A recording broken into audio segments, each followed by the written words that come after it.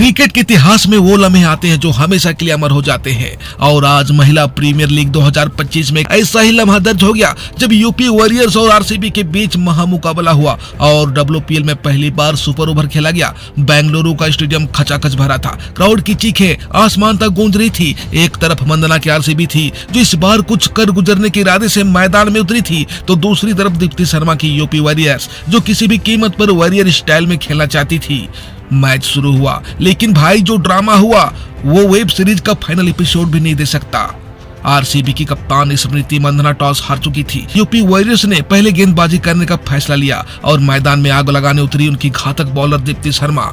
उनकी पहली ओवर और बूम, दीप्ति शर्मा ने मंदना की गिल्लियां उड़ा दी। स्टंप ऐसे बिखरे जैसे घर में रखे गुल्लक से पैसे गिरते हैं। मंदना सिर्फ 6 रन बनाकर आउट और यूपी वॉरियर्स के फैंस बोले लो जी पार्टी शुरू हो गई। लेकिन यूपी वॉरियर्स को क्या पता था कि अब मैदान पर उतरने वाली थी एलिस पेरी जो बॉलर्स की वाट लगाने आई थी। पेरी ने पहले संभल कर खेला, लेकिन जैसे ही उन्हें सेट होने का टाइम मिला भाई साहब बैटिंग स्टाइल धोनी मोड में शिफ्ट हो गई। चौके पे चौके, छक्के पे छक्के और स्टेडियम से सिर्फ एक ही आवाज, पेरी मैडम थोड़ा रहम। 90 रन की नाबाद पारी खेली और उनका साथ दिया डैनियल वॉट हाग ने जिन्होंने 57 रन ठोक दिए। दोनों ने मिलकर यूपी वॉरियर्स की बॉलर्स का मुरब्बा बना दिया। यूपी वॉरियर्स का रन चेज। यूपी वॉरियर्स की शुरुआत ही खराब थी। ऐसा लग रहा था कि आरसीबी की बॉलर्स ने वॉरियर्स की बैटिंग लाइनअप पर लॉकडाउन लगा दिया। एक एक करके विकेट गिर रहे थे और स्कोर बोर्ड ऐसे रुक गया जैसे किसी की सैलरी अकाउंट में अटकी हो।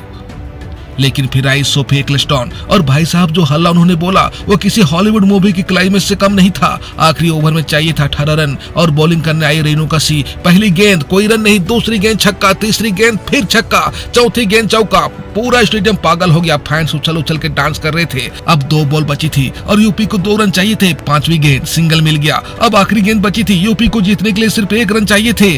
क्रांति गौड़ स्ट्राइक पर थी लेकिन उन्होंने गेंद मिस कर दी। उधर एक्लेस्टन भागी रन लेने और रन आउट। मतलब भाई पूरे मैच का ड्रामा लेवल बाहुबली के क्लाइमेक्स से भी ज्यादा हो गया।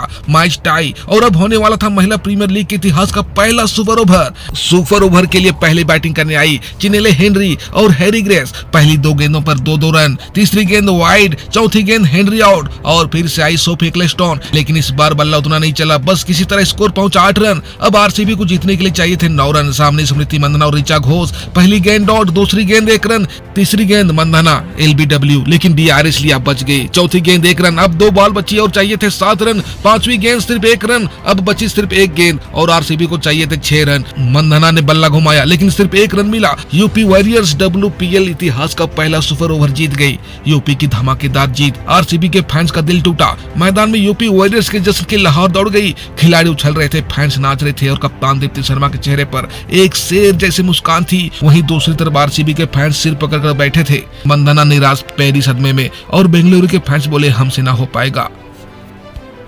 एपिक मोमेंट्स, इस मैच को क्यों याद रखा जाएगा। पहला सुपर ओवर डब्ल्यूपीएल इतिहास में दर्ज हो गया। सोफी एक्लेस्टन रन चेज की super woman, Ellyse Perry RCB की रन मशीन, क्रांति गौड़ का आखिरी गेंद पर मिस आरसीबी की हार की वजह। तो दोस्तों इस ऐतिहासिक मैच पर आपके क्या विचार है? क्या अगला सुपर ओवर मुंबई और दिल्ली के बीच हो सकता है?